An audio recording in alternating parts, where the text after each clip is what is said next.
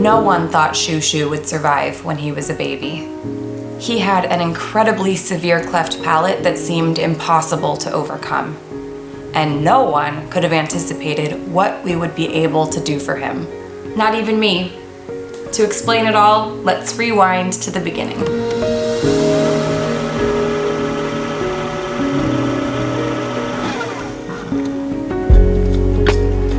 Chouchou was the smallest kitten I've ever rescued, just 60 grams when he arrived. He had a very severe cleft palate. The roof of his mouth had not fully formed, so there was nothing separating his oral and nasal cavities. This meant that he couldn't nurse on a mom, bottle feed, or take anything by mouth without aspirating and likely dying. I had no idea what to think about his future. I just knew that in that moment, the only way he could survive that day would be to tube feed him, bypassing his mouth altogether by carefully passing a small tube down his esophagus.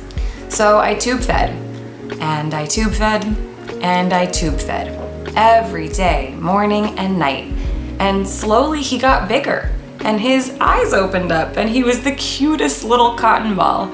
He did really well with tube feeding. There was just no end in sight. So I brought him to a dental specialist when he was 3 weeks old to see what might be possible for him. They explained that cleft palate repair surgery is something that can't happen until the cat is over 6 months, sometimes even 10 months of age, and that it's most successful in mild cases. But Chouchou's palatal gap was so significant they weren't sure if he'd even be eligible. And that's even if he could survive to 6 months of age. And surviving until 6 months seemed like an impossible feat. But what could we do other than keep going? That's all there was to do. Just try to make it another day. The problem was that his teeth were starting to come in, so tube feeding was no longer safe because he could have easily bit the tube and ended up with an obstruction. So my friend Igu and I started working together, and she came up with a homemade bite guard made from a dental suction tube. This allowed us to tube feed him without all of the risk. We had so many people tell us tube feeding a kitten for this long and in this way, that is not a thing. But there was no other option, and honestly, Chouchou loved it. He had always eaten with the tube, so it was normal for him. He would actually run over and purr when he saw the tube feeding supplies coming out. And we did try a surgically placed esophagostomy tube when he was a baby, but he responded so poorly that he nearly died. Our only option truly was to orally tube feed. So yeah, Chouchou ate in a non-traditional way, but his life was full and happy and good.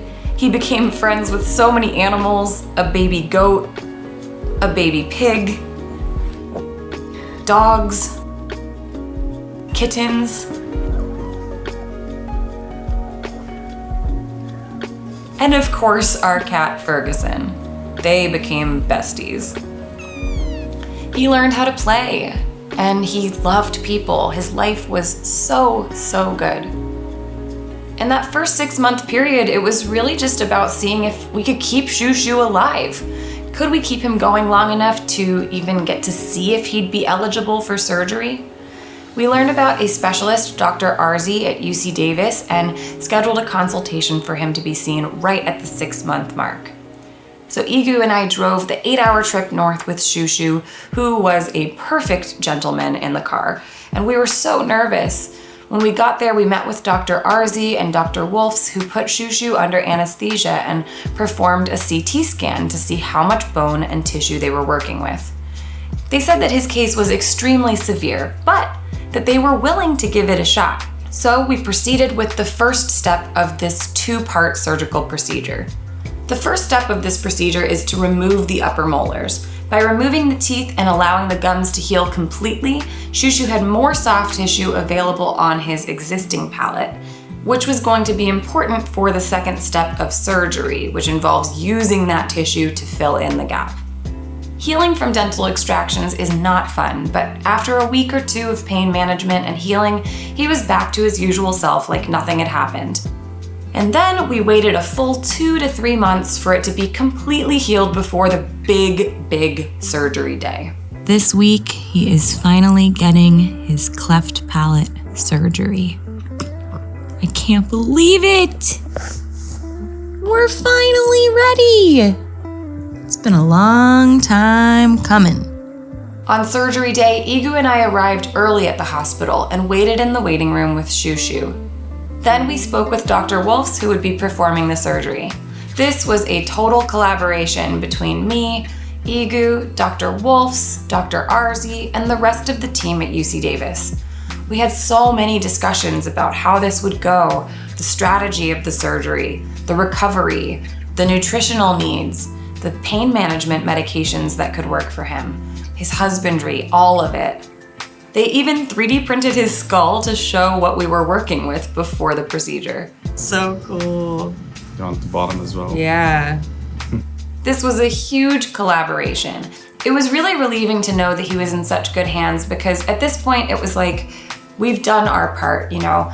We worked hard to keep him alive for 9 months and now it was kind of out of our hands and just in the hands of the doctors. Sounds good. We're gonna go try to be distracted. Yep. The surgical procedure that Chouchou received is called a modified von Langenbeck palatoplasty. It's a technique that's also used in human cleft palate repair, and it involves using the existing soft tissue to cover the opening.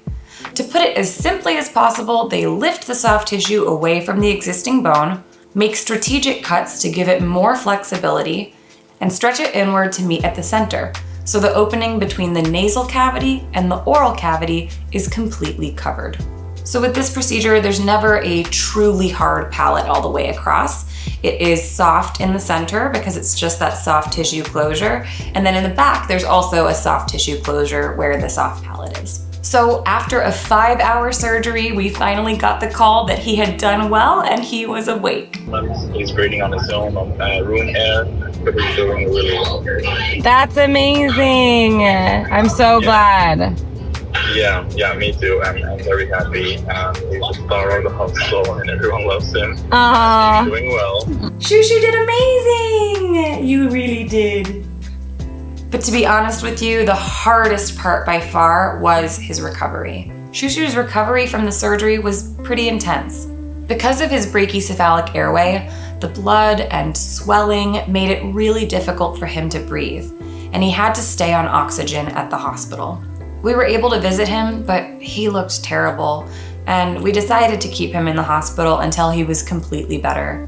During that time, he had a lot of good pain management and he had a lot of love from the team at UC Davis. And all in all, he stayed in the hospital for about a week after the surgery until I was finally able to come and pick him up. Dr. Wolfs and I talked through the procedure and the recovery, and he showed me the amazing results of the procedure. Do you want to see the nice picture?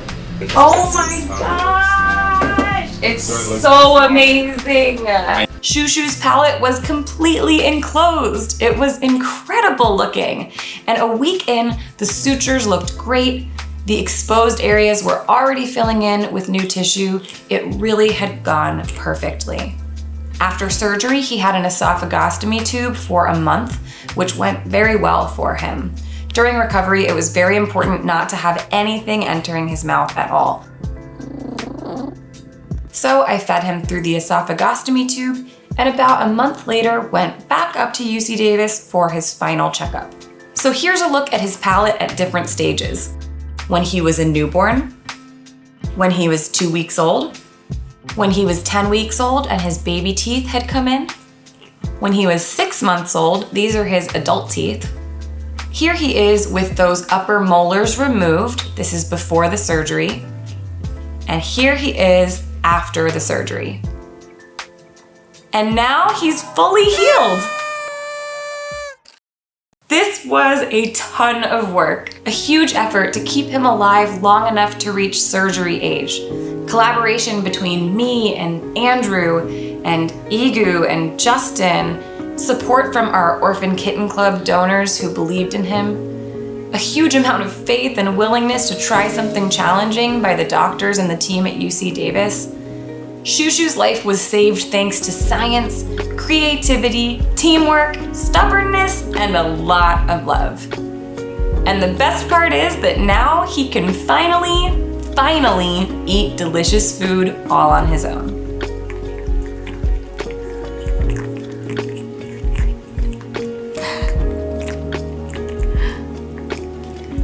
yeah. Okay, all right. Here it comes.